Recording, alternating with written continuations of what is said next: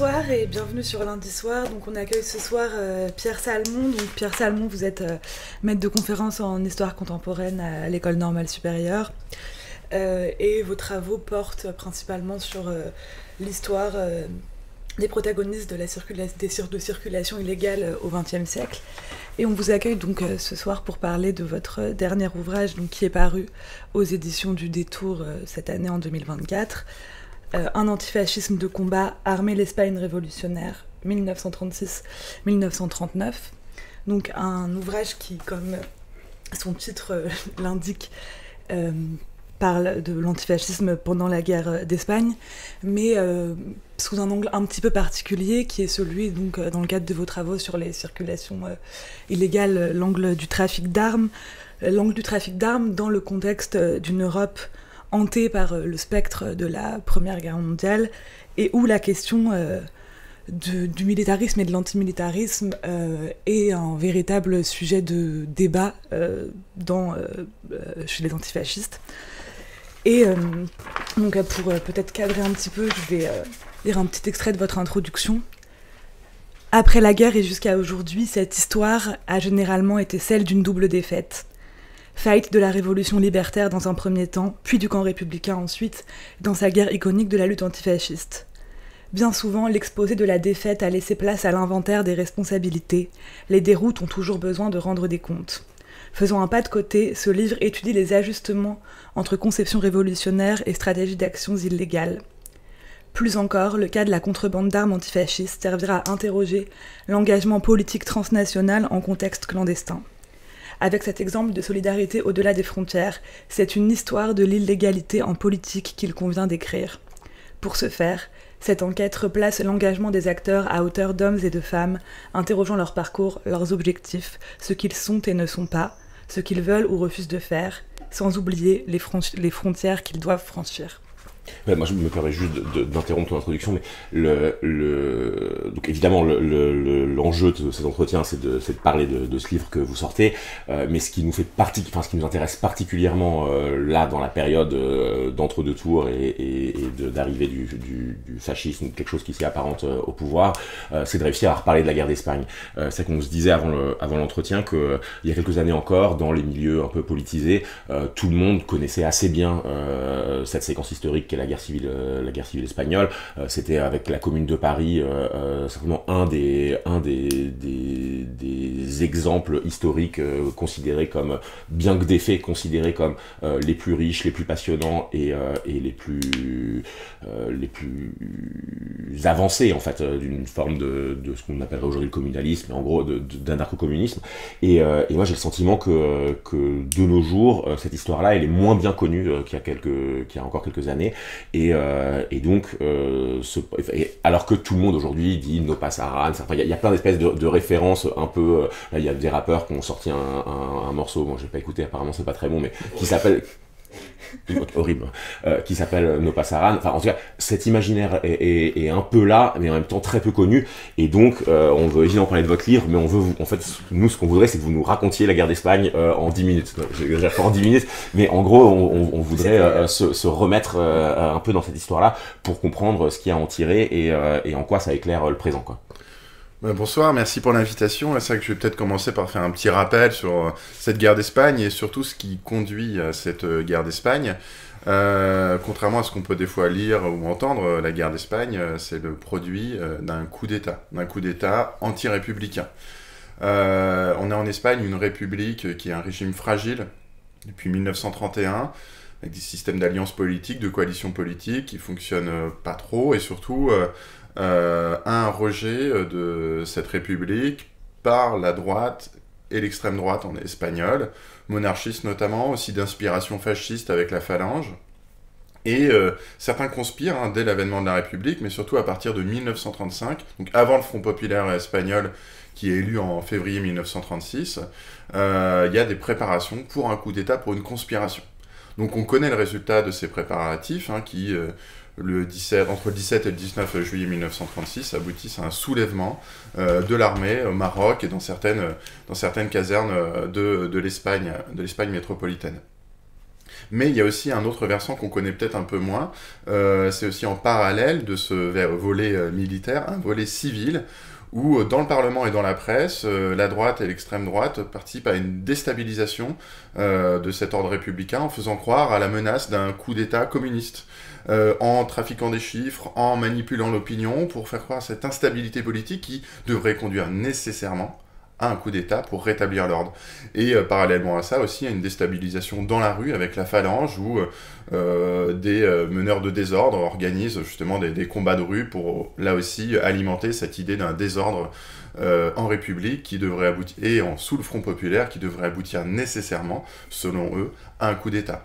Et le coup d'État, contrairement à ce qu'on dit, donc n'est pas le produit de ce Front populaire, mais vraiment de ces forces contraires au Front populaire espagnol, qui ont tout fait pour le déstabiliser, et ensuite qui sont rentrés en rupture avec la légalité républicaine. La seconde question que je voulais poser, c'était donc cette histoire, refaire un petit topo sur la guerre d'Espagne, et donc par rapport spécifiquement à ce que vous écrivez, quel est à ce moment-là l'état des forces antifascistes en Espagne et en Europe, comment est-ce qu'elles s'allient entre elles, et qu'est-ce qui se passe de particulier à ce moment-là qui justifie le fait par la suite de passer dans la clandestinité, dans l'illégalité, donc ce qui est l'aspect principal de votre travail.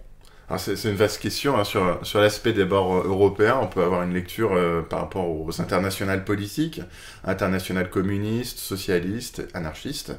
En Espagne, ce sont les libertaires qui sont vraiment en majorité, qui sont la force politique d'extrême gauche, en tout cas la plus importante, révolutionnaire. Et les communistes, par exemple, sur le territoire espagnol, sont très peu implantés. Un peu dans les Asturies, à Madrid, aussi ailleurs, mais ils ne sont pas du tout en majorité par rapport aux autres forces politiques, et y compris par rapport aux socialistes. Et il y a des socialistes aussi révolutionnaires, en tout cas, qui peuvent accepter l'idée d'une révolution aussi à terme. Après, ça dépend toujours des pays et de leur propre histoire. Hein. La France, les communistes sont vraiment une force ascendante, surtout avec l'élection du Front populaire et les années précédentes. Hein. Dans cette logique même de Front populaire est portée par les communistes. On abandonne la logique de lutte de classe contre classe et on veut bien, c'est-à-dire que les communistes ne s'opposent plus aux partis réformistes comme les socialistes et acceptent l'idée d'une collaboration pour lutter contre le fascisme. Il y a des consignes qui sont données par l'internationale communiste et des initiatives qui avaient été prises en France déjà depuis quelques années. Des initiatives de collaboration donc. Et donc sur le sol français, vous avez des communistes qui sont de plus en plus importants, mais qui abandonnent cette idée révolutionnaire et qui collaborent avec les socialistes, qui sont une force politique à gauche très importante, avec les radicaux qui, eux, sont loin d'être révolutionnaires et pour certains sont même aussi sur la frange politique centre-droit. Et tout dépend des territoires, parce qu'on parle souvent du territoire français, on a cette lecture de la guerre d'Espagne avec ces œillères hexagonales, mais on oublie que, par exemple, sur la Belgique, les communistes sont très peu implantés, et la solidarité pour l'Espagne républicaine, ce sont les socialistes. Donc tout dépend un petit peu de ces configurations nationales, qui après trouvent d'autres traductions dans l'antifascisme, et dans un antifascisme qui va très vite déborder les frontières. Parce que quand la guerre d'Espagne éclate, il y a une logique de solidarité. Pourquoi ? Parce que cette République espagnole, elle est affaiblie, très largement affaiblie par ce coup d'État, et dans une grande partie du pays de la République espagnole, cette République affaiblie laisse la place à une révolution sociale portée entre autres par les anarchistes, par des forces communistes non staliniennes comme le POUM, par certains socialistes aussi. Mais bon, on se retrouve dans cette configuration où cette République affaiblie demande de l'aide à d'autres démocraties qui refusent de mettre en place, la France et l'Angleterre surtout, la non-intervention. On refuse de livrer un gouvernement reconnu, légal, la République espagnole, une aide militaire. Dès lors, il y a plusieurs possibilités qui s'ouvrent. La République pousse pour continuer à obtenir des armes sur des canaux plus ou moins légaux, notamment à l'URSS, demande toujours en France, obtient très peu d'armes. Et l'autre possibilité, c'est une aide tout à fait illégale. Et c'est ce que vont faire ces anarchistes espagnols, c'est l'objet de l'ouvrage en fait, qui vont aller en France et demander de l'aide pour obtenir du matériel de guerre, des armes légères, dans l'illégalité la plus totale, en raison de cette non-intervention. Donc la configuration va changer par rapport aussi à la configuration internationale, aux équilibres nationaux et internationaux. Donc petit à petit, en France, à partir de 1937, on sera sur ce qu'on appelle une non-intervention relâchée, c'est-à-dire que la France ouvre ses frontières à des flux d'armes qui viennent des pays étrangers, ne fournit pas d'armes, très peu. Et par contre, il ne s'agit pas d'une aide aux révolutionnaires espagnols, parce que pendant ce temps-là, ceux qui font cette aide tout à fait illégale, quelques fusils, pistolets dans des véhicules, continuent à être arrêtés, à être jugés. Donc il y a un petit peu plusieurs échelles, entre d'un côté une aide internationale qui vient de certains pays comme l'URSS, on le connaît bien, ou la Pologne, les pays baltes, la Tchécoslovaquie, et puis d'un autre côté une aide à bas bruit, celle des révolutionnaires, qui elle subit un petit peu plus le poids de la loi. Mais alors, encore une fois, pour rétro-pédaler un peu, parce que donc là on parlait de l'aspect international, mais localement, en Espagne, est-ce que vous pouvez un peu nous donner les grandes lignes de ce qui se passe quand on parle d'antifascisme en Espagne, on parle d'antifascisme révolutionnaire, c'est ce que vous avez évoqué juste avant. Est-ce que vous pouvez un peu expliquer il y a le putsch fasciste, guerre civile, mais les anarchistes sont extrêmement implantés, et qu'est-ce que c'est que ce passage, en gros, d'une résistance au fascisme à un mouvement révolutionnaire? Ça va donner beaucoup de reconfiguration sur la force des événements. D'abord, je dois préciser qu'avant la guerre d'Espagne, il y avait eu chez les révolutionnaires anarchistes déjà des stratégies de collaboration légalistes. Certains avaient aussi théorisé l'idée d'une gymnastique révolutionnaire. C'est-à-dire qu'on arrive à la révolution, pour ça on fait par petits pas, par petits sauts. Et en faisant ces petits sauts, on pouvait passer temporairement par une phase républicaine du pouvoir. Et ce seront ces personnes qui, quand la guerre civile éclate, certains portent d'un côté la révolution espagnole, même contre la République, et d'autres font le choix de collaborer avec cette République. C'est-à-dire que cet antifascisme, il va parfois se symboliser, trouver une incarnation dans une collaboration républicaine, dans la défense d'une légalité républicaine.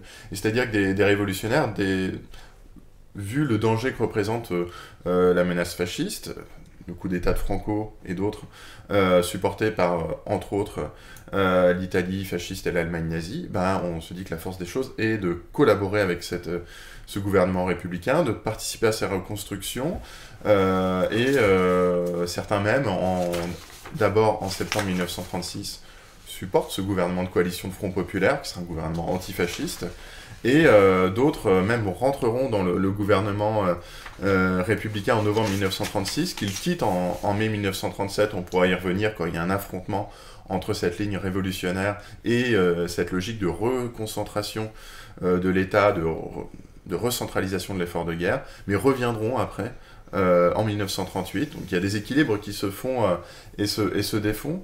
Et ce qui est important à retenir de ça, sans rentrer peut-être dans tous les détails des acronymes des différentes organisations, c'est qu'il y a vraiment une ligne qui structure, qui divise, c'est le rapport à la guerre.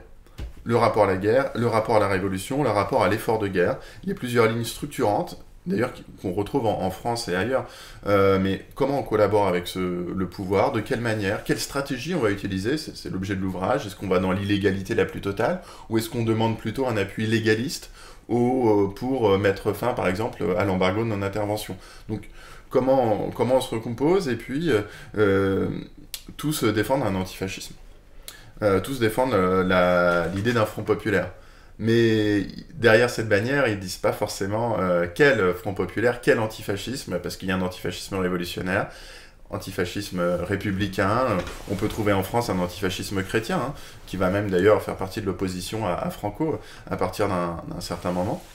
Et ça va expliquer certaines tensions et aussi maintenant certaines difficultés qu'on a à lire toutes ces recompositions, et les difficultés sont encore plus grandes, c'est un des objectifs de cet ouvrage, quand on se place du point de vue des acteurs, qui vont naviguer par rapport aux opportunités du moment et par rapport aux stratégies interpersonnelles, par rapport à leur voisinage même. Donc vous avez toutes ces couches, un petit peu la couche étatique, celle des partis, la couche individuelle, et puis entre tout ça, le cours des événements. Oui. Ouais, et bien il y a aussi, Parce que là, j'ai l'impression que ce que vous expliquez, c'est donc comment les alliances sur un plan, on va dire, très politique se déploient, s'entrecroisent et tout ça. Mais comment est-ce que ça s'articule avec... parce que une des particularités de cette séquence historique-là, c'est précisément qu'elle se situe pas juste sur le plan de la politique, mais aussi sur celui de l'autogestion, etc., la réappropriation par les travailleurs, avec les syndicats anarchistes qui remettent qui remettent pas le pays en route, mais en tout cas, qui lance des formes d'auto-organisation très très avancées. Et donc ça, comment ça se couple avec ce que vous dites? Eh ben, ça rejoint un petit peu ce que je disais sur l'idée de la centralisation et de l'effort de guerre. Ce qu'on retrouve sur les armes, on le retrouve sur tous les plans de l'État, ou propre à ce que peut être l'activité étatique, ou pas étatique justement, révolutionnaire. C'est-à-dire que vous avez au départ une atomisation du pouvoir. L'État s'écroule, pas totalement, tout dépend des régions, tout dépend aussi des équilibres politiques locaux, et dans certaines régions comme la Catalogne et l'Aragon, les révolutionnaires vont aller très loin dans la collectivisation des terres, collectivisation des usines, et dans la recréation d'un État révolutionnaire, avec des nouvelles structures, qui sont parfois des structures de voisinage, des structures régionales, avec une ambition unitaire, où on reconstitue des services, les anarchistes espagnols, et y compris à l'étranger, ont des services d'espionnage, des services d'information, des services humanitaires pour l'accueil des enfants, et ça vaut aussi d'ailleurs pour certaines forces régionales, on pense aux Basques par exemple, ou alors au gouvernement de Valence et d'autres, et les différentes forces politiques, syndicales, politiques, régionales, recréent un État là où il a disparu. Et petit à petit, il va y avoir une très très forte tension par rapport à cet État républicain qui va avoir la volonté de recréer une centralité pour cet effort de guerre. Et on le retrouve, cette tension très vive, elle est très connue par rapport à la recréation d'une armée républicaine, l'armée populaire. C'est-à-dire que l'État républicain perd à peu près tout sur le versant diplomatique, à peu près 90% des diplomates qu'on trouvait en 1936, à la fin de l'année 36-37, milieu de l'année 37, 90% de cet appareil diplomatique a disparu. Il faut trouver des nouvelles personnes pour avoir ces postes. Même chose dans l'armée, où vous avez à peu près 50-50 au départ des officiers républicains ou insurgés.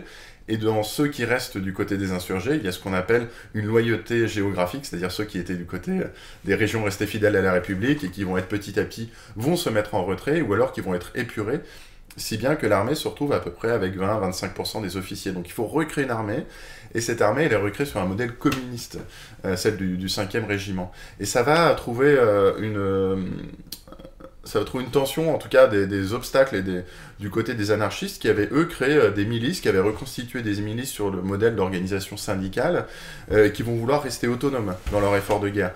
Et là, la question des armes va être importante parce que la République dit, si vous voulez des armes modernes pour poursuivre la lutte, vous devez rentrer dans l'armée républicaine. Et c'est cette question de la militarisation, en fait, qui se fait pas en quelques mois, mais qui se fait sur au moins une année.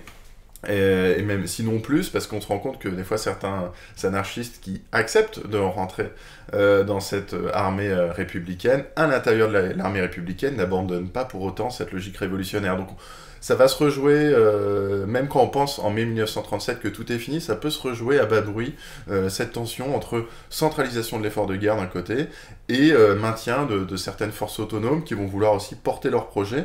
C'est pas pour autant, comme on l'a souvent dit, qu'elles s'opposent à la guerre. Des fois on a dit c'est la guerre ou la révolution. Alors ça, les historiennes espagnols sont revenus dessus, ont bien expliqué que non, c'est guerre et révolution, et tout l'enjeu est de savoir comment on articule les deux. Là où les communistes en Espagne et l'aile droite du Parti Socialiste demandent de mettre fin totalement à la révolution, d'autres disent qu'il faut peut-être articuler les deux, peut-être pas dans l'armée, mais dans certains secteurs humanitaires. Enfin, ça va se rejouer pendant tout le conflit, cette tension, et on pourra y venir. Ça a souvent été présenté comme une des causes de la défaite. Cette division du côté républicain. Moi, j'aurais tendance à penser que c'est certainement un obstacle, un handicap, mais c'est aussi une force de l'État républicain qui a pu ou de certaines forces politiques qui ont pu se recomposer, jouer sur certains équilibres du fait de cette diversité en fait politique, syndicale, régionale. Mais c'est vrai que quand même, si on schématise la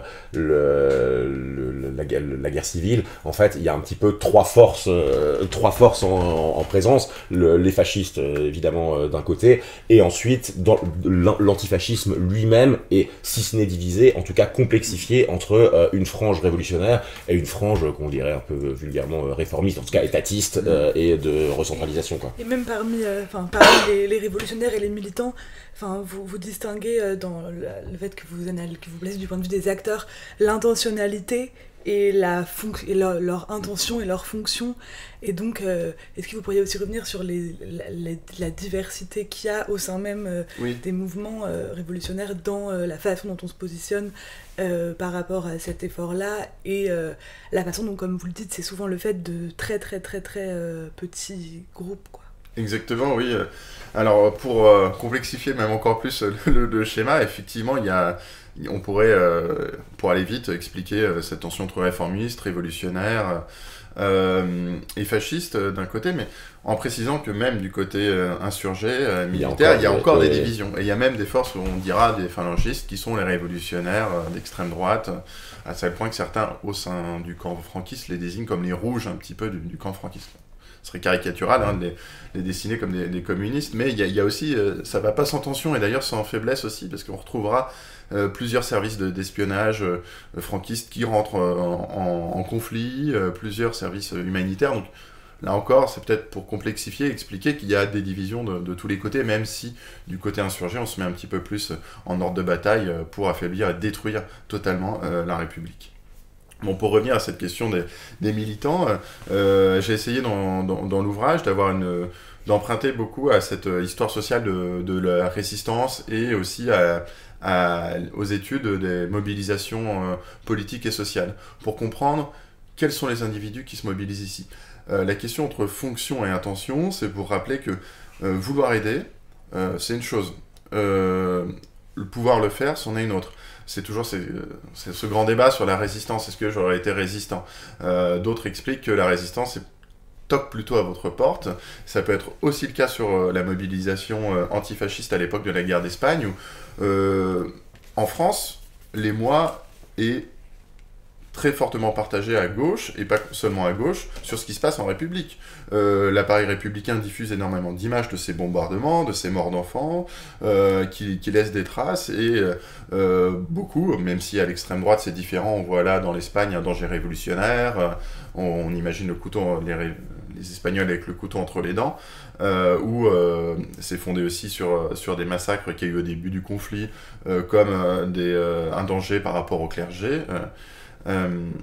Donc il y a cette lecture-là, et à côté, la question est de pourquoi on se mobilise, et comment on va trouver certaines forces pour le faire.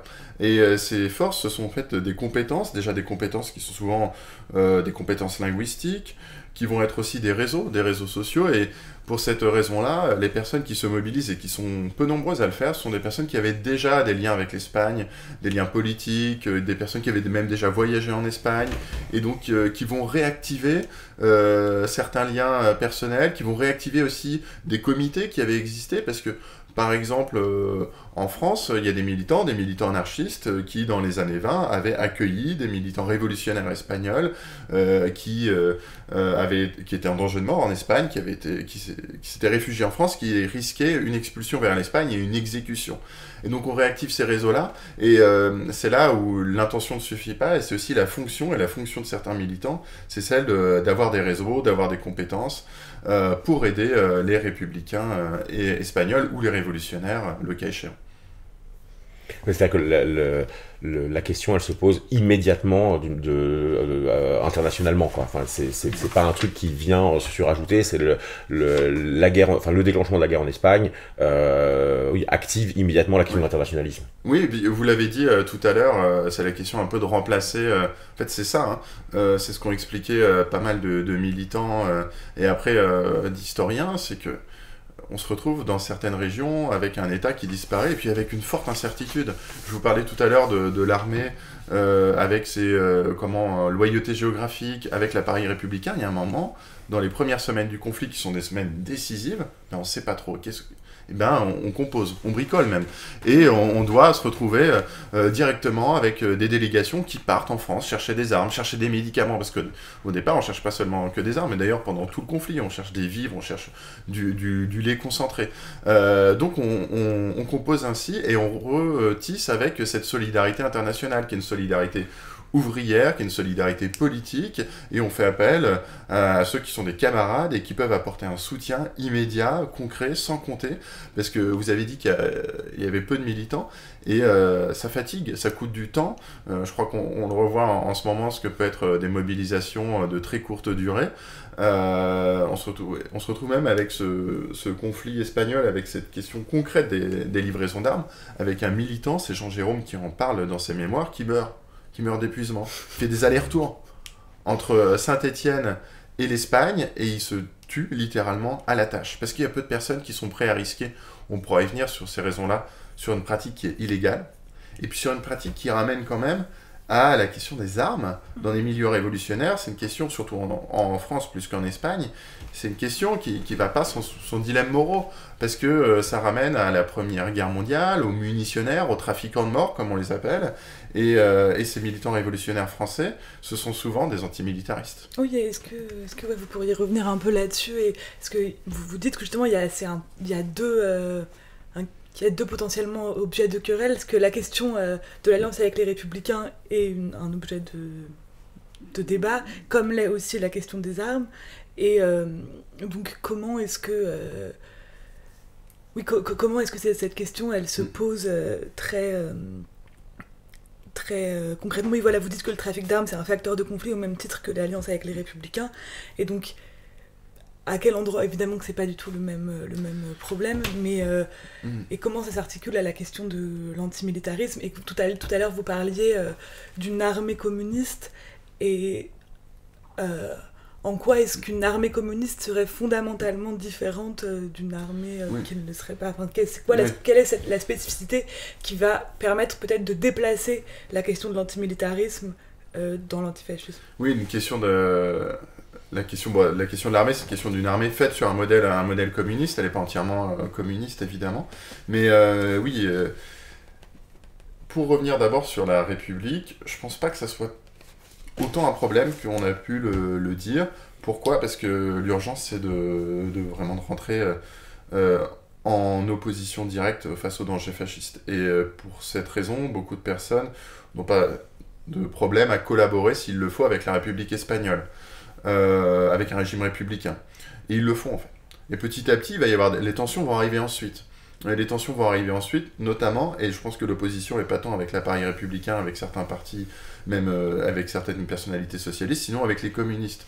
Parce que dans cette solidarité de gauche internationaliste, il y a la question de l'anticommunisme qui existe aussi à gauche. Il y a plusieurs lectures politiques, et chez des anarchistes et chez des socialistes, il y a une défiance à l'égard de ce modèle communiste stalinien qui s'installe qui va de pair avec cette solidarité avec l'Espagne républicaine, parce que les communistes sont ceux qui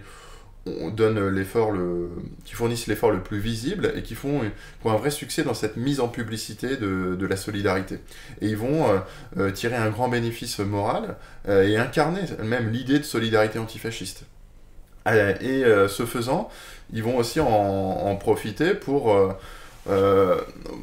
se défaire d'autres formes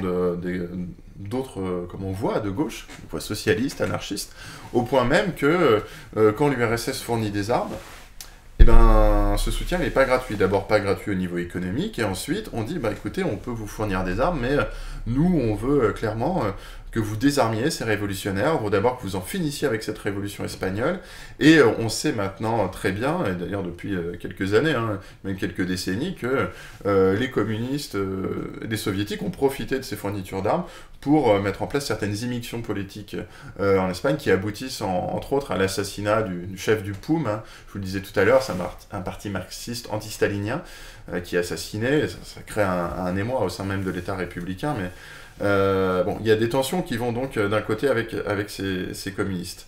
Et puis après, il y a une autre question, c'est celle des armes. Et puis celle de la légalité. D'abord, de rappeler que la question du rapport à la légalité, à l'illégalité n'est pas forcément synonyme d'illégitimité pour des militants révolutionnaires. Et d'ailleurs, les militants qu'on retrouve dans ces questions de contrebande, ils sont plus nombreux, mais ce sont des militants qui avaient déjà l'habitude de méthodes illégales. D'abord parce qu'ils fuyaient, pour certains, la répression, en raison de leurs convictions politiques, antimilitaristes pour certains. Et puis, on retrouve des fois des profils de militants qui étaient habitués aussi au combat de rue, contre la police, contre d'autres militants politiques. On a finalement des profils révolutionnaires.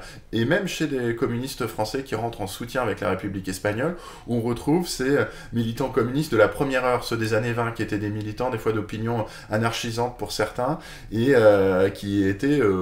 s'ils étaient là aux premières heures du Parti communiste, dans des logiques de révolutionnaires vraiment avancées, c'est ensuite que le Parti communiste, je le disais au début de l'entretien, va abandonner cette approche révolutionnaire pour se rapprocher d'une optique plus légaliste et même nationale, en défense en tout cas de certains idéaux patriotiques qui n'étaient pas le cas des militants de la première heure.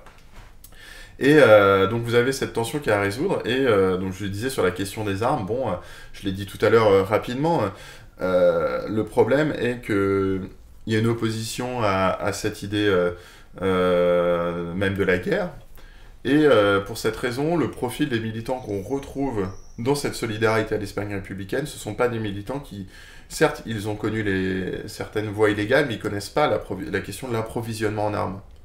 Et ça, c'est un enjeu important pour eux. Et pour cela, ils vont être assez démunis parce qu'ils n'ont pas de moyens économiques, de moyens diplomatiques, et ils doivent se reposer sur d'autres acteurs qui sont parfois des acteurs qui sont ceux de la criminalité organisée, qui doivent rentrer en soutien, et ça sera le cas, ce sont des choses qu'on retrouve sous la Résistance, qu'on retrouve pendant la guerre d'Algérie ou ailleurs. Quand vous êtes en illégalité la plus totale, vous devez vous appuyer sur des acteurs parfois de la pègre pour obtenir ces armes. Donc là encore, nouvelle contradiction, nouveau dilemme moral, comment on fait pour traiter avec des personnes qui sont parfois des trafiquants de drogue, des proxénètes, bien éloignés de vos idéaux politiques pour en mettre en place cette révolution espagnole ou défendre à minima la République face à une insurrection fasciste. Mais j'ai le souvenir d'un vieil ami qui disait qu'à Barcelone, au moment où la guerre se déclenche, en fait, dans tous les quartiers, il y a déjà des armes, les gens sortent, ils sont déjà armés. Et donc, j'ai l'impression que la question de l'armement, elle se pose pas de manière morale, dans le sens, c'est pas bien d'avoir des flingues, elle se pose plutôt sur la question du militarisme. Non, enfin, c'est pour ça la question des armes, pour préciser ce que j'ai dit, c'est surtout par rapport aux des militants qui sont en France, ce rejet des armes. En Espagne, c'est ça que j'ai dit très rapidement avant, le rapport aux armes est bien différent. On a en Espagne une tradition du pistolérisme, pour beaucoup de militants révolutionnaires, de porter les armes, de combattre avec les armes dans la rue. Donc il y a des armes qui circulent, d'abord parce qu'il y a des productions d'armes en Espagne, d'armes légères, on se bat à la dynamite et au pistolet. Et puis on refuse pas la violence. Certains militants en France refusent pas la violence, mais en Espagne, c'est vraiment le rapport à la violence est différent.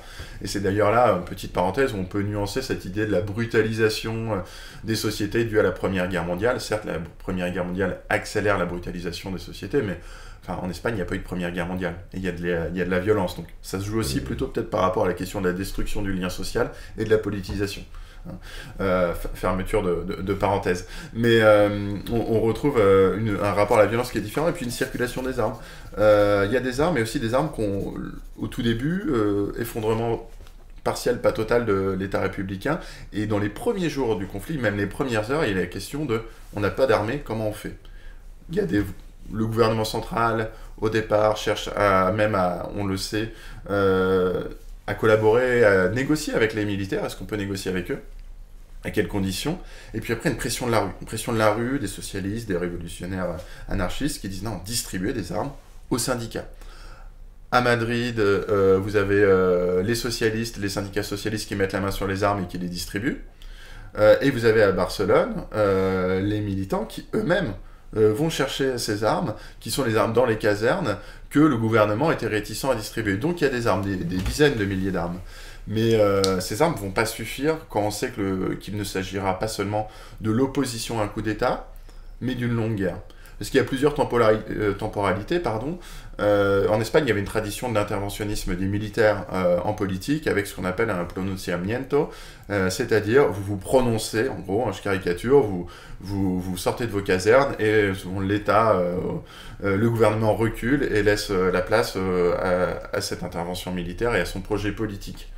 Et si cet objectif est un pronunciamiento, il ne fonctionne pas. Et il va y avoir d'abord des semaines d'incertitude, ensuite un conflit qui s'installe jusqu'en novembre 1936. Et en novembre 1936, vous avez la résistance de l'armée républicaine, notamment grâce aux armes soviétiques, mais pas seulement, à Madrid. Les avions soviétiques et les tanks soviétiques sont décisifs. Et là, on sait que la guerre sera longue et que ce ne sera plus une question de semaines ou de mois, mais peut-être d'années. Et à partir de ce moment-là, il y a une nouvelle temporalité qui s'installe aussi pour cette question des armes, pour cette question du... Est-ce qu'on collabore avec l'État central? Et d'ailleurs, c'est pas un hasard si des anarchistes rentrent au gouvernement à partir de novembre 1936. Et alors, c'est une question un peu anecdotique, mais parce que là, on parlait du fait que, du point de vue antifasciste et révolutionnaire, la lutte est immédiatement internationaliste. Mais est-ce que c'est le cas aussi du côté fasciste? Oui. C'est une bonne question et je pense qu'il mérite vraiment d'être creusé au niveau historiographique. Je lance un appel s'il y a des étudiants qui veulent continuer sur cette question. On commence à le savoir, à le connaître un peu en filigrane de plusieurs études. Mais je l'ai dit au début, en introduction, ce coup d'État, il est préparé avant juillet 1936. C'est pas une réaction à l'assassinat de Calvo Sotelo ou à l'instabilité politique, comme on peut le dire souvent. Non, il est préparé avant. Et par exemple, on connaît le 1er juillet 1935, un contrat passé entre les monarchistes et l'Italie fasciste. Il faut savoir qu'à peu près tous les mouvements d'extrême droite, européens, ou en tout cas d'Europe de l'Ouest, ont des liens plus ou moins ténus ou forts avec cette Italie fasciste, qui participe à une œuvre de déstabilisation des démocraties. Et les monarchistes, ils ne se contentent pas de l'Italie fasciste. On sait que beaucoup étaient exilés depuis 1931 dans le sud-ouest français, et depuis le sud-ouest en français, tissent des liens politiques avec les militants de France et d'ailleurs. Et quand le coup d'État éclate en juillet 1936, cet exil monarchistes, politiques, ces militants fascistes participent à la formation d'un appareil para-étatique insurgé de différentes tendances et dans à peu près toute l'Europe. Et pourquoi c'est aussi rapide? Parce que les liens avaient déjà été installés, les agences existaient déjà. Je pourrais prendre l'exemple de Quiñones de León, qui était l'ancien ambassadeur de l'Espagne monarchiste jusqu'en 1931. Et lui participe à ces échanges informels. Et dès 1936, il crée à Paris une ambassade noire à l'hôtel Meurice. Il privatise un étage de l'hôtel Meurice. Et c'est une agence d'espionnage, une agence consulaire et une agence paradiplomatique. Et il échange d'ailleurs avec certaines personnalités politiques françaises et diplomatiques françaises en vue de la reconnaissance de l'Espagne franquiste. Donc, et si tout cet appareil est efficace, c'est aussi parce que, j'insiste, il repose sur des liens anciens et forts entre les différentes extrêmes droites européennes. Et ce que je vous dis, ça se raccroche à des études qui sont, on le connaît pour certaines personnalités intellectuelles ou politiques, mais sur ce qu'on appelle maintenant les extrêmes droites européennes, les fascismes européens. Il y a eu beaucoup d'études sur l'Allemagne, sur l'Italie, sur la France, mais il y a encore des choses à faire, je pense, sur l'Espagne et le reste de l'Europe, et sinon même de l'Amérique du Sud, parce que là aussi il y a des liens.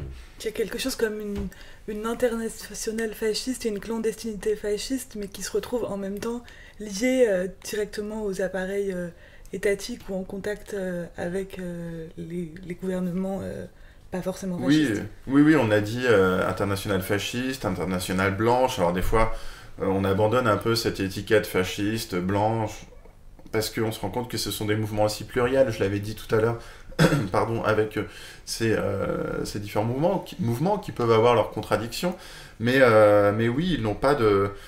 c'est intéressant parce que ce sont des mouvements qui sont à la fois très nationalistes, ultranationalistes, mais qui n'ont pas de mal à collaborer à l'international, et d'un autre côté, des mouvements qui peuvent être comme les fascistes anti-étatiques, révolutionnaires, mais qui n'ont pas de mal à s'adosser avec une collaboration avec des appareils d'État. Donc là aussi, on n'a pas forcément de mal à passer outre certaines convictions politiques, certains obstacles idéologiques pour détruire en fait et annihiler cet État républicain et les forces révolutionnaires de gauche. Non, moi je posais cette question-là parce que j'ai le souvenir, je l'ai lu il y a très longtemps, mais dans Hommage à la Catalogne de Orwell, il y a un passage un peu rigolo où ils sont sur la ligne de front et en fait ils doivent faire croire, enfin ils tentent de faire croire aux fascistes de l'autre côté. Ils disent oui, nous on a de la farine, nous on a du sucre, etc. Parce qu'il y a cette idée, enfin ce que cette anecdote-là, cette anecdote-là, elle dit deux choses. La première, c'est que dans le fond, la confrontation, elle est armée, mais elle est aussi psychologique en fait pour réussir à gagner le front. Mais aussi, ça laisse entendre quelque part que les anarchistes, pour le dire d'une manière un peu large, les anarchistes, eux, ont une espèce de structuration politique très dense. Enfin, il y a un niveau idéologique de conscience, etc., très très très développé, alors que les fascistes, eux, sont un peu décrits comme un peu les jeunes paumés qui sont nés un peu du mauvais côté de l'Espagne et qui se retrouvent à combattre et que dans le fond, si on leur montre qu'on a plus de sucre et plus de farine du côté anarchiste, finalement, il n'y a rien qui les tiendrait au fascisme, quoi. Donc en fait, une espèce de fascisme de circonstance ou opportuniste. Mais voilà, mais ça c'est une manière de donner la part belle aux anarchistes en disant eux ils sont malins et ils ont un grand cœur, alors que les fascistes sont un peu débiles et sont là un peu par hasard. Et je trouve qu'en fait évidemment on voit un peu le rapprochement qu'il y a avec aujourd'hui la question par exemple par rapport au Rassemblement National. J'ai l'impression que c'est beaucoup débattu. Est-ce que les gens le votent pour le RN par certains, il y a des études sur le niveau justement d'études, etc. Et je trouve que c'est assez difficile de savoir dans quelle mesure est-ce que le fascisme est quelque chose de plein, enfin une espèce de conviction pleine ou opportune. C'est rarement noir ou blanc, on s'attache en histoire à faire des nuances, et on va dire que c'est assez gris, pour pas parler de la zone grise, de cet entre-deux, entre bourreau et victime. Il y a eu pas mal de travaux ces dernières années en Espagne sur les soldats de Franco, sur cette armée de conscrits, parce que ce qui se passe avec très rapidement, on doit faire appel à des conscrits, parce qu'on a en Espagne énormément d'officiers, mais peu de conscrits. D'ailleurs, tout le monde ne fait pas forcément le service militaire, et donc on doit faire appel dès le début août, il me semble, du côté franquiste, dès le 3 août, si ma mémoire est bonne, à des premiers appels des différentes classes politiques. Et on s'est intéressé à ces classes politiques en disant, bah oui, mais d'abord parce que l'État franquiste, c'est-à-dire, bah, vous avez vu, on a tous ces soldats, et ces soldats, ce sont des soldats de Franco. Après, en disant, bah, c'est peut-être un petit peu plus compliqué, il y a beaucoup de soldats qui ont été appelés. Je vous parlais tout à l'heure de loyauté géographique, c'est la même chose du côté franquiste, où quand vous êtes en Galice, par exemple, et que la Galice rejoint l'insurrection franquiste presque sans coup de feu, il y a des personnes qui sont appelées dans l'armée. Et ces personnes peuvent être républicaines. Et certains d'ailleurs vont se déclarer assez rapidement pour éviter une répression. On va les rentrer dans les rangs pour justement éviter toute suspicion politique. D'autres vont parfois déserter pendant plusieurs mois ou plusieurs semaines. Et finalement, rentrer dans les rangs en disant je savais pas, j'étais pas au courant, parce qu'ils se rendent compte que cette guerre dure et qu'ils peuvent plus survivre dans un maquis, donc doivent rejoindre les rangs de l'armée pour éviter une répression d'ailleurs. Et cette question de la désertion, elle est importante, elle a été pas mal étudiée, et d'ailleurs c'est intéressant parce que beaucoup de déserteurs vont chez eux, ils rentrent chez eux. Et c'est là qu'ils se font prendre par la garde civile et exécuter pour certains, parce qu'ils veulent juste rentrer. Pourquoi ? Parce que la guerre, vous avez parlé tout à l'heure de la question du quartier, mais la guerre aussi, elle provoque des mobilités.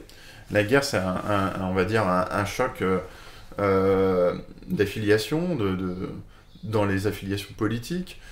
C'est un choc à pas mal d'égards. C'est dans la guerre que Certaines personnes vont être amenées à changer, à aller au front, comme on l'avait eu dans la Première Guerre mondiale en France, à rencontrer aussi des personnes d'autres régions politiques, d'autres... Durant la guerre aussi, et ça, je pense au côté républicain, où certains vont être alphabétisés, pardon. Donc on va faire tout ce travail, travail d'éveil également, qui passe par un travail politique. Et l'État franquiste, de son côté, lui va faire un travail de propagande sur ses conscrits. Donc, difficile à lire parce qu'on ne peut pas, en tout cas, coller cette étiquette du haut, celle de l'État, de l'appareil militaire, avec les convictions des différents appelés, qui d'ailleurs, pour se protéger, seront pour certains obligés ouvertement de défendre la cause nationale, dite nationale, celle de Franco, pour fuir une répression ou celle de leur famille. Parce que ce qu'il ne faut pas oublier, c'est que dans cet état, dans cette guerre civile, on a parlé, je l'ai dit tout à l'heure, il y a des morts du côté républicain, environ 55 000 sur la durée du conflit, et la majorité d'entre eux dans les premiers mois du conflit. Et il y a cette violence du côté franquiste, plus de 100 000 morts, des exécutions durant la guerre, où des personnes, pour avoir été militants, pour avoir été affiliés au Front Populaire, sont arrêtés, exécutés, et ce qui va créer même un dégoût, y compris même dans l'extrême droite française. Pensez à Georges Bernanos, le grand cimetière sous la Lune. Ces cimetières sous la Lune, ces personnes qu'on exécute, il dit pour lui, ça c'est pas une cause qui doit être celle des monarchistes et celle de Dieu. Donc vous voyez jusqu'à quel point ça peut, quel point cette violence peut être systématique et peut choquer, y compris dans des rangs de l'extrême droite, ce qui était l'extrême droite française. Pour Georges Bernanos, c'est quand même un micro-cas dans d'autres cas. On ne peut pas dire que toute l'extrême droite va être dégoûtée du projet de Franco. En tous les cas, oui, sur cette lecture, et pour revenir à ce que disait Orwell, oui, que je cite et que je conseille pour comprendre la situation sur l'Aragon, il va y avoir... on n'est pas une opposition entre des personnes d'une même patrie, hein. On est d'un même pays. On n'est pas comme en France avec la Première, la Deuxième Guerre mondiale.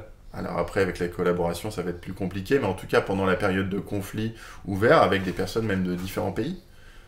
La question de l'Alsace-Lorraine va être un peu plus compliquée, mais d'une manière générale. Là, il y a des personnes qui parlent la même langue, et qui peuvent s'envoyer. Je lisais récemment Mica Echeverre, qui disait « Ma guerre d'Espagne à moi », chez Libertalia. Je conseille aussi l'ouvrage qui est très intéressant, seule femme officier dans l'armée républicaine, la femme du POUM, et ils s'envoient un chien qui fait l'aller-retour des deux côtés du front, puis ils disent nous on a des cigarettes, nous on a du bon tabac, nous on a ça, nous on a ça. Donc, et pour faire venir de l'autre côté ceux qui peuvent être dépaumés.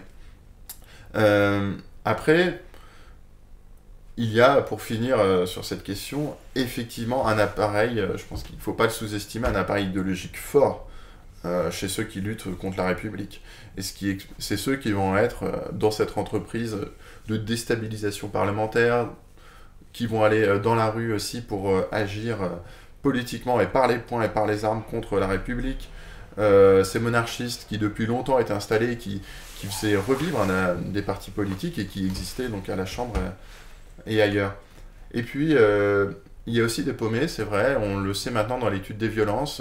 Je pense à un article que je lisais récemment d'Étienne Kogan sur ces deux frères en Andalousie qui sont à la Phalange, mouvement fasciste, d'inspiration fasciste en tout cas. Puis il y en a certains d'entre eux qui étaient passés d'abord par... un d'entre eux au moins qui était passé par la CNT, par les forces libertaires. Puis il essaye de comprendre, l'auteur de cet article, pourquoi, et il se rend compte que la déstructuration du lien social est fondamentale. On a des personnes qui viennent du nord de l'Espagne, qui sont arrivées récemment dans cette petite ville à côté de Cadiz, et qui n'arrivent pas à s'insérer dans le tissu social, qui veulent militer, qui sont un peu perdus, et qui vont s'engager dans ce qui semble être, de leur point de vue, une véritable force de changement.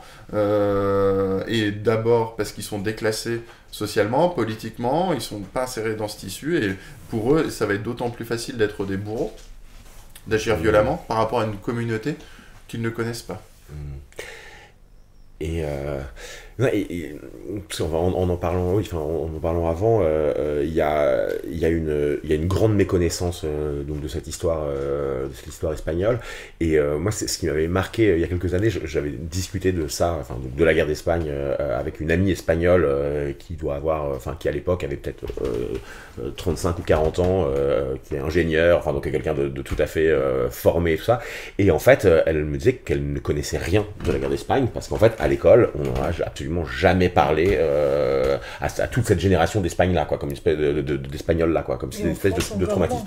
Et en France encore moins, mais bon, en Espagne, on peut dire que les gens, c'est leurs grands-parents qui étaient dans la lutte d'un côté ou de l'autre, quoi. Et alors, comment est-ce que vous, enfin, c'est un peu une double question, quoi. C'est comment est-ce que vous vous expliquez ça, donc le fait que cette histoire-là soit à ce point effacée et qui forcément pose la question corollaire, qu'est-ce qui, là, dans la situation présente, qu'est-ce qui, selon vous, quel enseignement précieux, et j'imagine qu'il y en a plein, mais quels sont les enseignements les plus précieux qu'il y aurait à retenir de cette séquence-là par rapport à ce qu'on est en train de vivre là maintenant en France? Alors, d'ailleurs, avec la France, je vais revenir sur la France, il y a aussi des descendants de républicains espagnols. Oui, on le dit souvent, une absence d'enseignement, et je suis un peu étonné. Pas forcément surpris, je vais essayer de l'expliquer, que des personnes, parfois, on voit Papacito, d'autres, on l'a vu encore avec une peut-être future députée du Rassemblement National, qui ne se disait pas raciste parce qu'elle avait un ophtalmo juif et des origines républicaines espagnoles, catalanes. Il y a la question de l'enseignement dedans. En Espagne, c'est en train de changer, mais c'est pas au programme. Cette question de la guerre d'Espagne. Et ça n'était pas au programme, à part, on pouvait le faire à la toute fin de l'année. Et vous savez, ces personnes qui sont passées par l'enseignement savent qu'on ne peut jamais arriver à la fin du programme. Donc à part si le prof renversait totalement le programme et le voyait en début d'année parce qu'il considérait que c'était vraiment important, en plus sujet un peu touchy, on dirait, et bien personne ne le voyait. Et dans ce cas-là, par où ça passe? Et bien ça passe par des canaux qui sont des canaux politiques, le plus souvent, ou associatifs. Et ces canaux politiques, associatifs, vont avoir une lecture évidemment polarisée de cette guerre d'Espagne, c'est le cas aussi en France, et on ne laisse pas la place à une lecture... C'est pas grave. Excusez-moi, un petit accident. À une lecture qui est une lecture plus nuancée, celle à laquelle on travaille au niveau de la recherche de ce conflit sur justement entre... fascistes, antifascistes, j'en passe, sur les causes de cette guerre d'Espagne, de retisser un petit peu, de déconstruire ce qui est un point fondamental, ce sont les mythes franquistes. Il y a 2 ans, avec des collègues, on s'est battu en France parce que ça se joue sur plusieurs époques,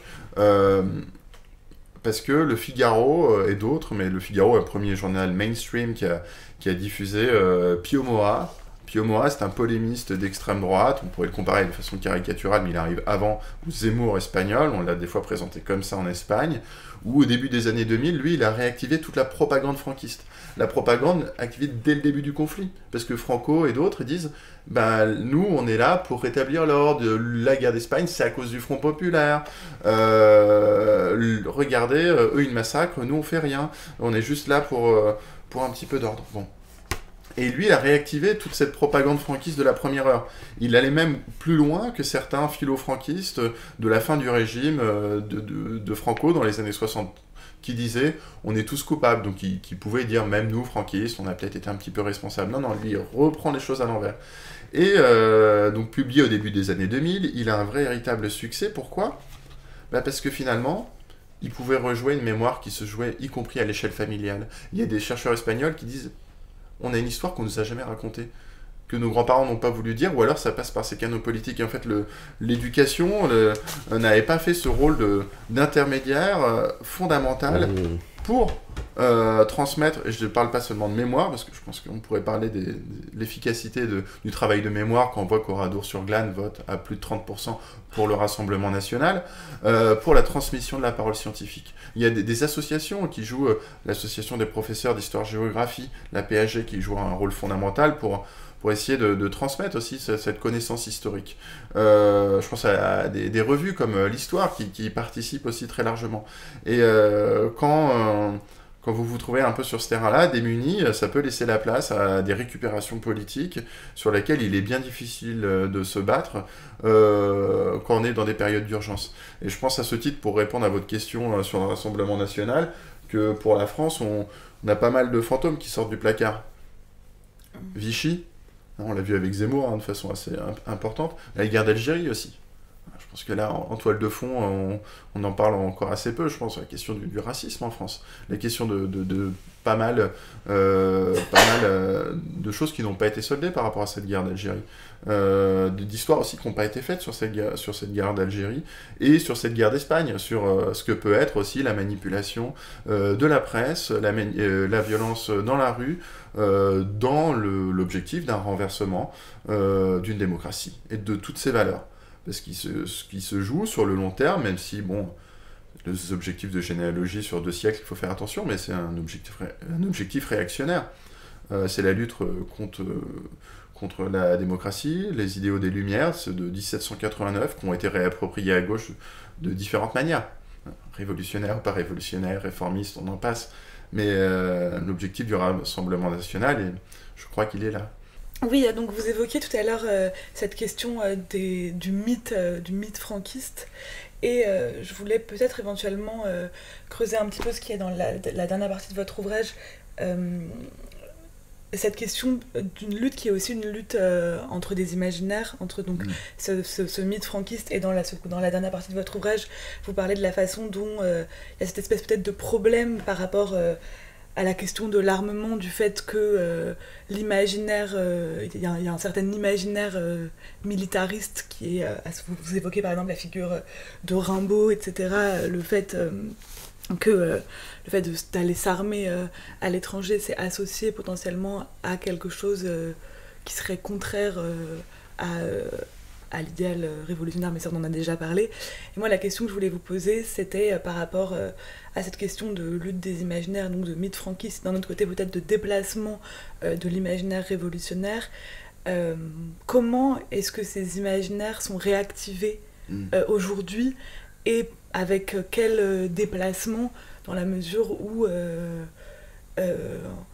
on se revendique pas forcément, du point de vue de l'imaginaire fasciste, du fascisme lui-même. Par exemple, le Rassemblement national tente, et parvient quand même jusqu'à un certain point, à effacer une référence directe au fascisme, au nazisme, et donc mais quel déplacement de l'imaginaire s'opère, et quels effets est-ce que ça produit? Je sais pas si c'est très clair. Du côté franquiste ou du côté... les deux. Les deux. L'objectif de cet ouvrage, qui était tiré d'une thèse aussi, c'était un objectif dans la thèse, c'est que j'avais l'impression que, pour l'objectif général, c'est qu'on avait souvent écrit cette histoire par le haut, et du point de vue des vainqueurs, et quand vous l'avez dit un peu, on en avait discuté de la défaite dans la défaite, ou quand c'était du côté des perdants, du point de vue de l'État républicain socialiste.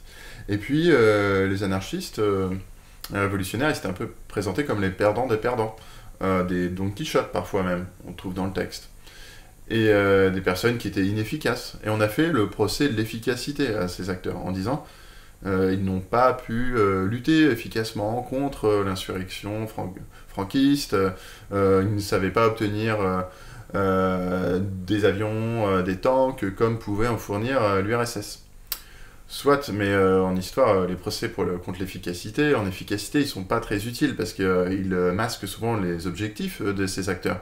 Et donc, cette histoire, elle était faite pour remettre à la surface ces objectifs, pour le comprendre. On n'est pas là pour juger, pour expliquer ces contradictions, ces enjeux, ces dilemmes qui se posent à ces militants au niveau idéologique, quand on veut faire de la contrebande. Et puis aussi de comprendre des personnes qui ont pu être invisibilisées. Je parle de la place des femmes, parce que quand vous citiez Rimbaud, quand on parle de la contrebande, c'est une action illégale, d'une contrebande politique, on oublie souvent les femmes. Pourquoi? Parce que la contrebande, on lui prête des valeurs qui sont masculines, d'action dans l'illégalité, un peu comme pour la résistance d'ailleurs,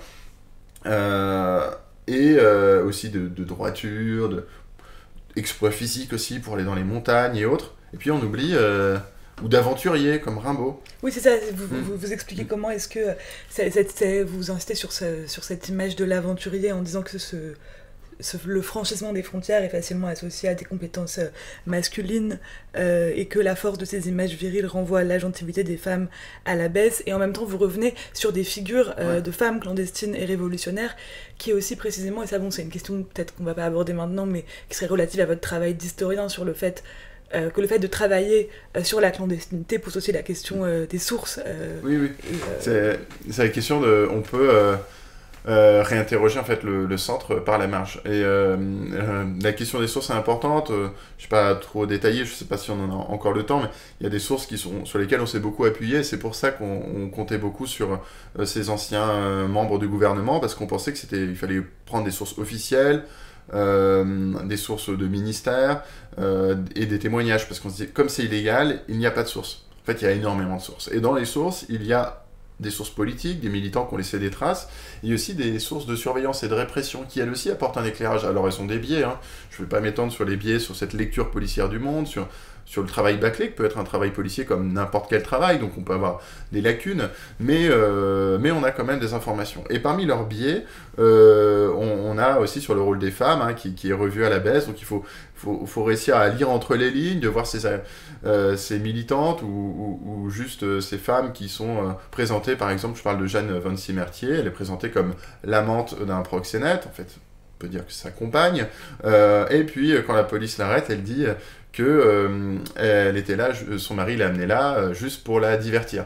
Et à partir de ce moment-là, ou presque, l'enquête s'arrête. En fait, en lisant ces archives d'une autre manière, on se rend compte que c'était peut-être un moyen de défense pour elle et que le policier puis le juge n'ont pas voulu voir en elle une possible actrice de premier plan de cette contrebande, parce qu'il y a quand même plus d'une centaine d'armes dans ce coffre. Elle participe à une opération directement. Donc dans ces sources, on retrouve des femmes de cabaret, des prostituées, des anarchistes, des femmes qui sont déjà considérées comme transgressives. Donc certes, les femmes sont exclues de la pratique parce on ne les considère pas propres à ce genre de pratique, comme la politique par exemple à cette époque. Il y a des femmes qui font de la politique, mais il y en a moins, parce qu'on dit que la politique n'est pas faite pour les femmes à cette époque, et encore malheureusement maintenant, mais vous trouvez sur cette exclusion, et en plus les femmes qui s'y prêtent quand même ne sont pas forcément visibles dans les sources parce qu'il y avait déjà cette exclusion dans les discours.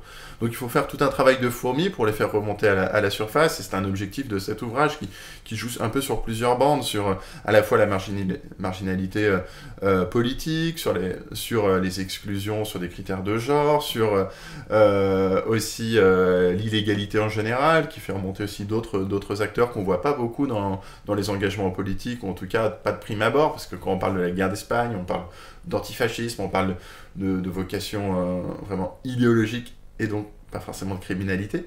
C'est un autre moyen de le réinterroger. Le but, c'est pas de dire que la guerre d'Espagne et l'engagement antifasciste étaient criminels, mais que ça pouvait, si on voulait agir dans l'illégalité, conduire à ce genre d'alliance avec des mondes criminels. Bon.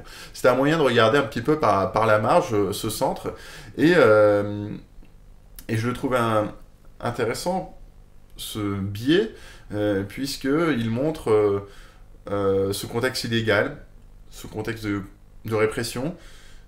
Il conduit des individus à passer certaines frontières publiques. Une qui me semble importante, c'est la collaboration dans des forces politiques qui sont considérées comme contraires au sein des gauches de l'époque. Des révolutionnaires qui collaborent avec des forces socialistes républicaines, en France, en Espagne et ailleurs, des révolutionnaires qui abandonnent momentanément des objectifs de révolution, ou des socialistes qui se rapprochent de l'objectif révolutionnaire. Enfin, il y a des choses qui bougent, et je pense que la contrebande, d'ailleurs comme l'engagement militaire armé, j'entends dans les brigades ou dans d'autres milices, permet de le lire. Oui. Pour revenir à cette question des mythes et des imaginaires, mais aussi peut-être de l'idéologie, etc. Enfin, vous parliez d'une part du fait de repenser le centre par les marges, et d'autre part, il y a cette question d'alliance objective, non seulement au sein des mouvements révolutionnaires, mais dans toute la gauche en général, et quel lien se fait entre la marge et le centre, et comment est-ce que la marge peut permettre de penser autrement le centre, et encore une fois, quels sont les liens que vous pourriez faire avec la situation actuelle. Et le dernier chapitre de votre ouvrage s'intitule Réinventer la lutte, et donc comment est-ce que cet impératif de réinvention non seulement trouve des échos avec ce qui a pu se passer à cette époque-là, mais se déploie aujourd'hui. Oui.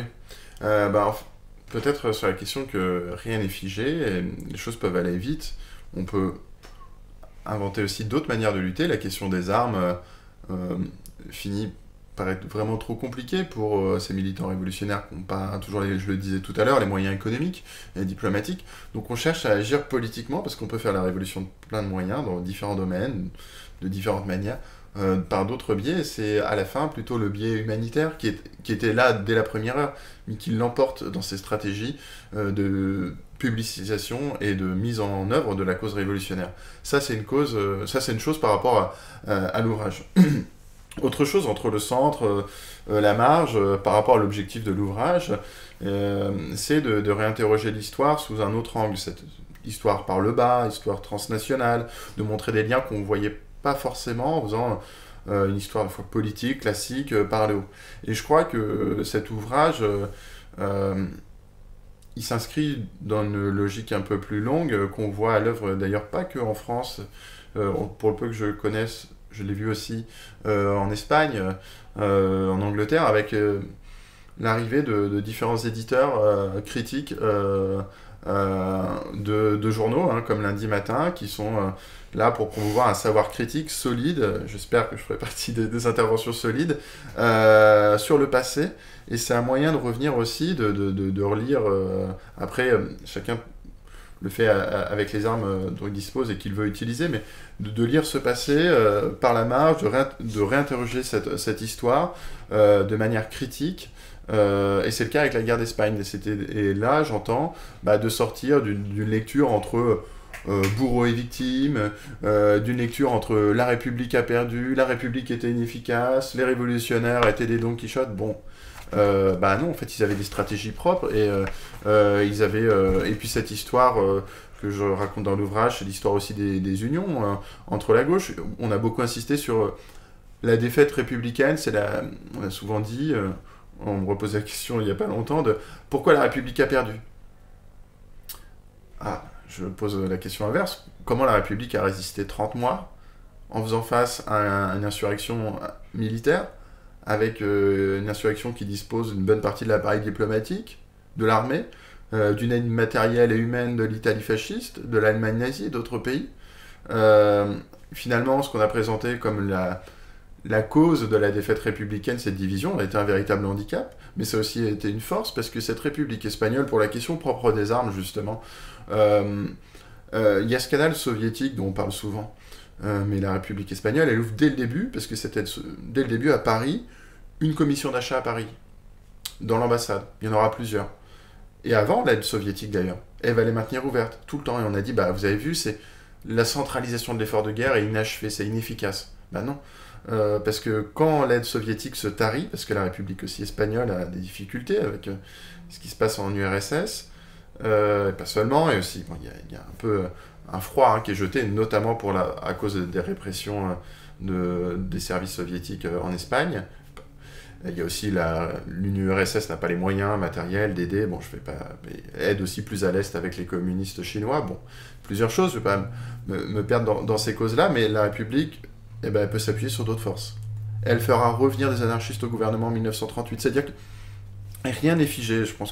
J'espère que c'est un objectif de l'ouvrage qui sera rempli, c'est de montrer que quand on regarde les itinéraires des individus, les choses changent, les personnes font avec ce qu'elles ont, et elles passent outre certaines divisions idéologiques pour faire face à des menaces qui sont considérées comme des menaces existentielles.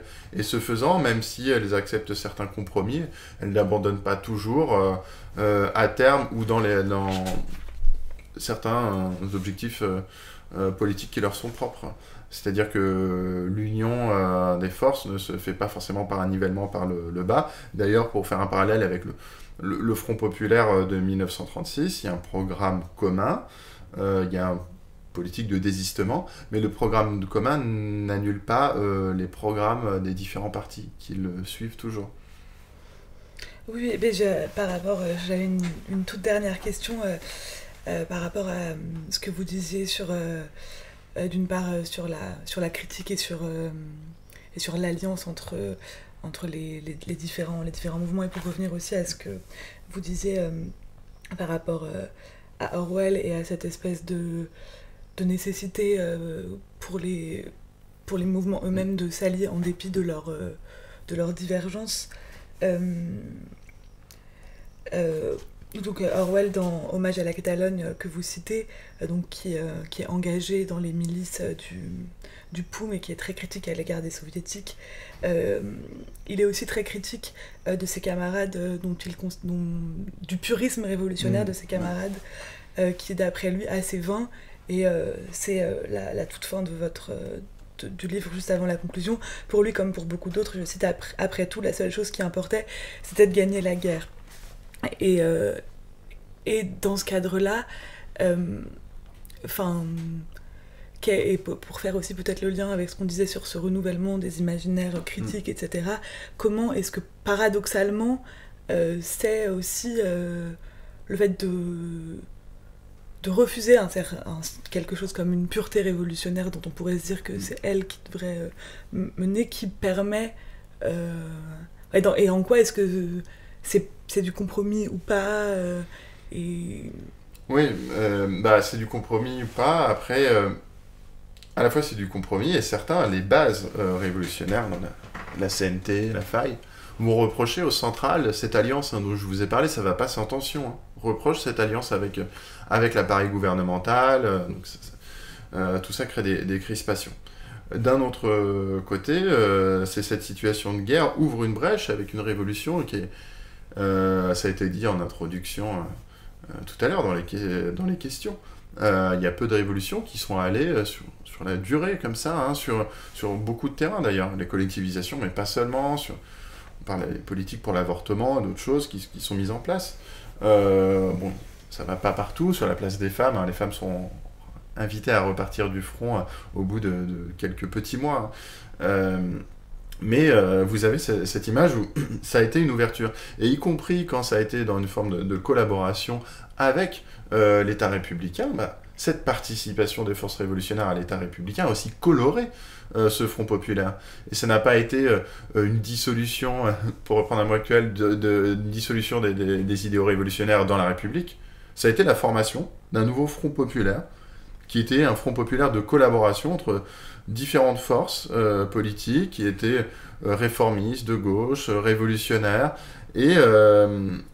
et finalement, ce qu'on voit dans les armes, c'est la traduction de ces différentes collaborations, et avec qui va aller plus ou moins loin que d'autres domaines, hein, d'ailleurs, mais c'est pour cette raison-là aussi que ça a poussé, dans certains sens, dans la République espagnole, et vous posiez tout à l'heure la question, je vais y répondre ici, de comment on peut avoir une armée révolutionnaire. Quand vous avez cette armée... certaines armées républicaines, elle se fait aussi avec le retour d'une discipline militaire, les ordres, le commandant, et puis ce que vous voyez dans Mica Echebele, par exemple, dans ma guerre d'Espagne à moi, c'est aussi l'idée de, non, on discute, on élit l'officier, on le mandate dans cette idée révolutionnaire, ce qui n'empêche pas temporairement d'avoir un officier qui prend des décisions, qui prend des initiatives sur le terrain. Donc, c'est un mélange de tout. En tout cas, rien n'est noir, rien n'est blanc, entre opposition, entre guerre, entre révolution. Toutes ces choses se sont recomposées en fonction des exigences du moment. Évidemment, il y a eu des crispations. Évidemment, il y a eu des gens qui ont quitté certains objectifs, qui sont allés plus loin dans d'autres.